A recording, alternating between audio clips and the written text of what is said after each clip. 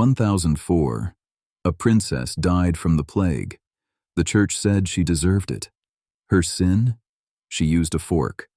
For the next 700 years, eating with a fork was considered the work of the devil. This is the hidden history of the most ordinary object on your table.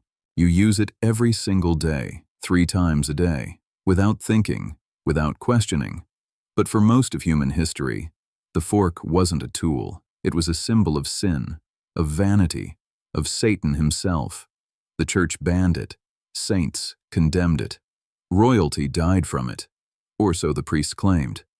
For most of human history, people ate with their hands, not in poverty, not in shame, by choice. Romans ate reclining on couches, dipping bread into shared bowls, picking up meat with 3 fingers. They considered using your whole hand barbaric. The proper technique required only 3 fingers, the thumb, the index, and the middle finger. The other 2 were never to touch the food. In medieval Europe, knives were universal. Spoons were for soup. But forks? Forks were for the devil. People believed God gave humans natural forks, their fingers. Using a metal one was an insult to creation itself. The year is 1004. In Venice, the son of the Doge, the ruler of the city, is about to marry a Byzantine princess. Her name is Maria Argyropolina. She arrives in Venice with golden cases of treasures. Among them, something nobody in Italy had ever seen before. A small, golden instrument with 2 prongs. At the wedding feast, while everyone else reached for food with their hands, Maria pulled out her golden fork. She used it to lift small pieces of food to her mouth, never touching the food with her fingers. The room fell silent. The guests were horrified.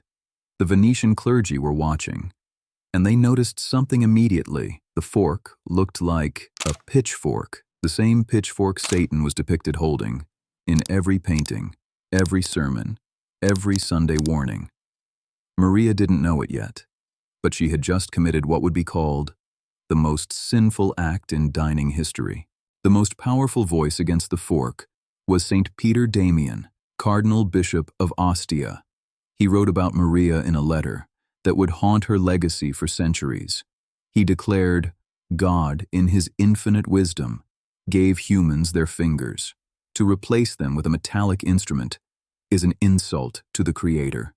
The fork was vanity. The fork was pride. The fork was the work of the devil.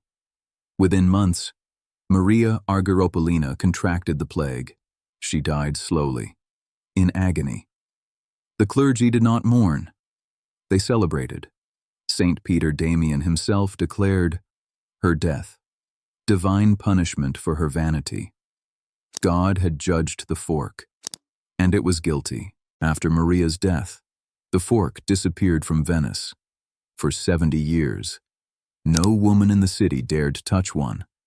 But the church's hatred didn't stop there. For the next 700 years, the fork was considered an instrument of the devil across most of Europe. Monasteries banned them. Convents banned them. Priests refused to bless meals where forks were used. In Italy, courtesans, wealthy women who lived outside the rules, used forks to eat sweets. This only confirmed the church's view. Forks were tools of vanity, of immorality, of sin. In England, the fork didn't appear until the 1600s, when the writer Thomas Coriate brought one back from Italy in 1611. He was mocked relentlessly. His friends called him Furcifer, Latin for fork-bearer. It was meant as an insult, comparing him to the devil. The fork was so controversial that one English playwright wrote sarcastically, "The Italian uses a little fork because he believes nothing is so unclean as for several fingers to touch a piece of meat." But the fork had one quiet ally: pasta. Long noodles couldn't be eaten with fingers. They couldn't be cut neatly with a knife. They demanded an instrument that could twist, lift, and hold. So, in Italian noble courts, while the church condemned the fork from the pulpit, aristocrats secretly used them at dinner, wrapped in cloth napkins, hidden in small boxes called cadenas. The fork survived because of spaghetti. By the 1500s, Italian nobles were openly using forks. Catherine de' Medici, when she married into the French royal family, brought forks with her. The French nobility began to adopt them, slowly, cautiously, still half believing they were sinning, every time they touched one. The four-pronged fork, the design we use today, didn't appear until the 1700s, almost 700 years after Maria Argyropolina was buried, with the curse of the church on her name. The fork didn't reach America until after the Revolution.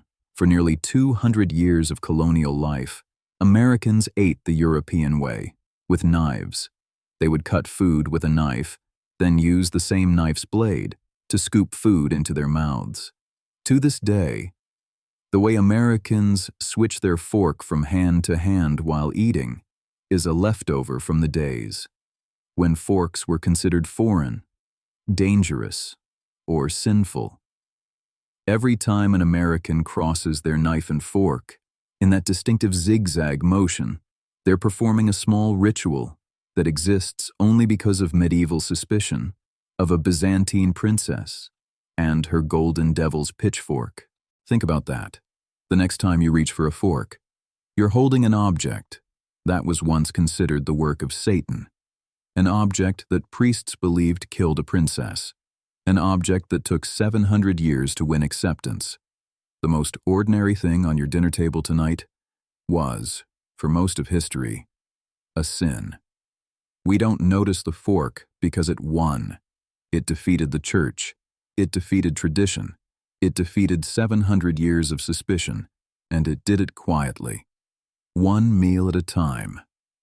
If you enjoyed uncovering the hidden story behind the fork, subscribe, leave a comment on what you'd like us to cover next, and hit that like button. Now go look at your fork. You'll never see it the same way again. History is everywhere.